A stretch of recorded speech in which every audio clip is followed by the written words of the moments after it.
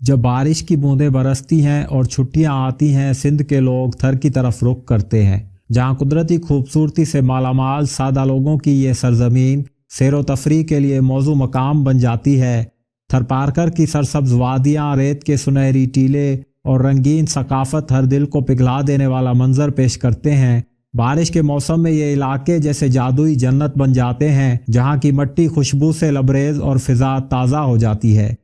کراچی سے 400 کلومیٹر دور ضلع تھر پارکر فطرت کا ایک حیرت انگیز خزانہ ہے، جو ایک دہائی سے مسلسل خبروں کی زینت بنتا رہا ہے، کبھی قحط سالی کی بدولت، کبھی تھرکول کی ترقی کی وجہ سے، تو کبھی غذائی قلت کے باعث بچوں کے اموات کی اطلاعات کی وجہ سے۔ تھر کی قدرتی خوبصورتی اکثر نظر انداز کر دی جاتی ہے۔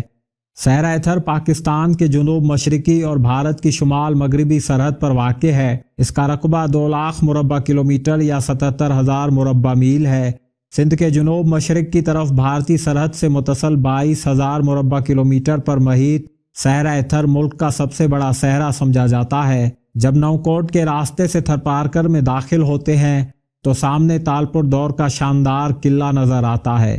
انگریزوں کے سندھ پر قبضے کے بعد قلعے کی حالت زمانے کی ستم ظریفی اور حکومتی نظر اندازی کی وجہ سے خستہ ہو گئی، لیکن 2 سال قبل ہیریٹیج انڈومنٹ فنڈ نے قلعے کی مرمت اور تزئین کا کام شروع کیا، جو اب اپنے آخری مراحل میں ہے۔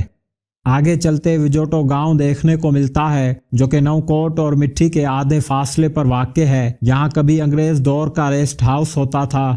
نہایت ہی کڑوا پانی ہونے کے باوجود 80 کے عشرے میں پختہ سڑک بننے تک اس چھوٹی سی جگہ کو مرکزی حیثیت حاصل تھی۔ اب چلتی گاڑی میں یہ جگہ کو یکس چھوڑے بغیر آنکھوں کے سامنے سے گزر جاتی ہے۔ مٹھی، جو کہ ضلع تھر پارکر کا صدر مقام ہے، ایک ایسا شہر ہے جو اپنی دلکش تاریخ کے لیے جانا جاتا ہے۔ یہاں کمار برادری نے اس شہر کی بنیاد رکھی اور پھر لوہانہ، مہشوری، سونار، کھتری، میگھواڑ اور دیگر برادریاں بھی یہاں آ کر آباد ہوئیں۔ مگر سب سے دلچسپ بات یہ ہے کہ مٹھی پاکستان کا واحد شہر ہے جہاں ہندو اور مسلمان نہ صرف ہم آہنگی کے ساتھ رہتے ہیں، بلکہ ایک دوسرے کے تہوار بھی جوش و خروش کے ساتھ مناتے ہیں۔ یہ شہر ایک مثال ہے کہ مختلف ثقافتیں کیسے باہم مل کر رنگین اور پرامن معاشرہ تشکیل دے سکتی ہیں۔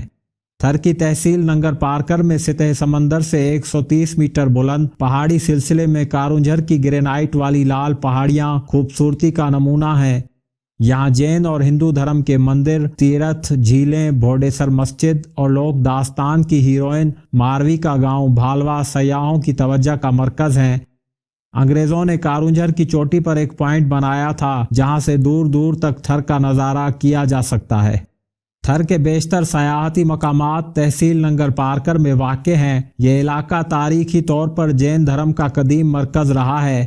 آزادی سے پہلے بھی ننگر پارکر اور اس کے قریب اجڑے پاری نگر شہر میں 800 کے قریب جین خاندان آباد تھے، لیکن 1947 میں یہ لوگ ہجرت کر گئے اور بہت سارے مجسمے بھی ساتھ لے گئے۔ اب یہاں جین دھرم کا کوئی پیروکار نہیں رہتا۔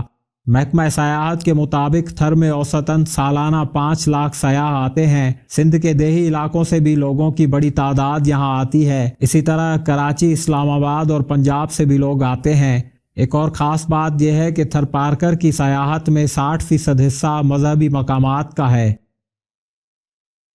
ننگر پارکر شہر سے 8 کلومیٹر دور خوبصورت گاؤں قاسبوں کو مقامی لوگ تھر کا سوئٹزرلینڈ بھی کہتے ہیں۔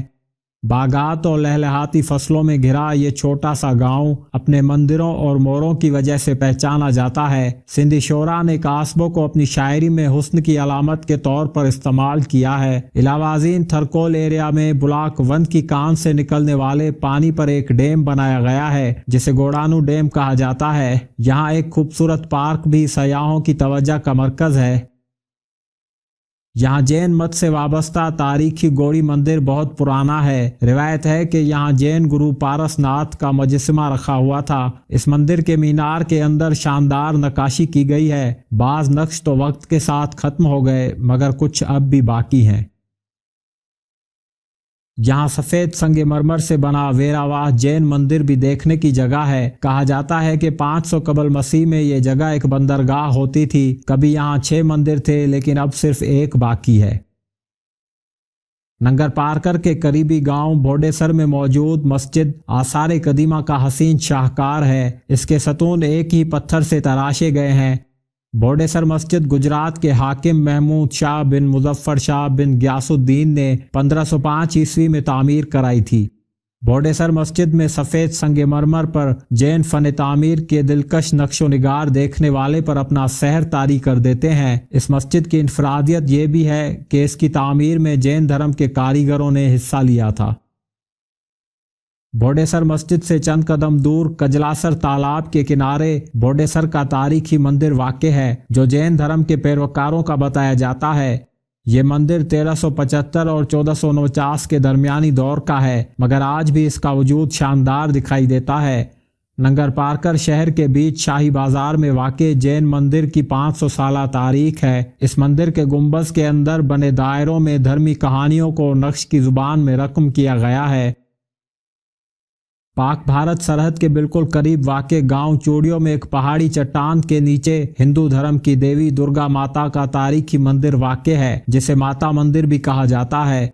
यहाँ से भारतीय देहात भी नजर आते हैं। यहाँ दोनों नवरात्रों को तारीखी मेला लगता है, जिसमें शिरकत के लिए बड़ी तादाद में यात्री और सयाह इस जगह आते हैं।